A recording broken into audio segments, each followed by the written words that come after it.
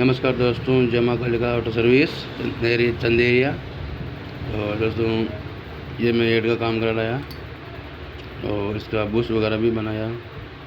एक गाइड डाली इसमें, ये गाइड डाली है इसमें। और ये हेड फिट करना है, सामान पड़े हैं। ये पिस्टन साइज का जो मैं डालूँगा और क्लच प्लेट डाल दी है। और ये वेट का स्क्रू चेंज करें, ख़राब थे जो।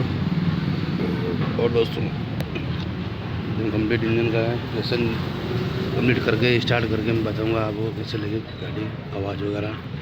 और उसको थोड़ी ये आगे से सही करेंगे, पूरी गाड़ी का वीडियो बना के डालूंगा। अभी इसकी स्थिति ऐसी ख़राब हो रही थी कि न जाने कहाँ से लाया जाए। उसका काम कराया हुआ है, मतलब 6 महीने भी नहीं हुए। करेंगे गाड़ी वापस ऑयल उठाने लगी, अपन काम करेंगे, फिर चले। धन्यवाद दोस्तों, बताइएगा।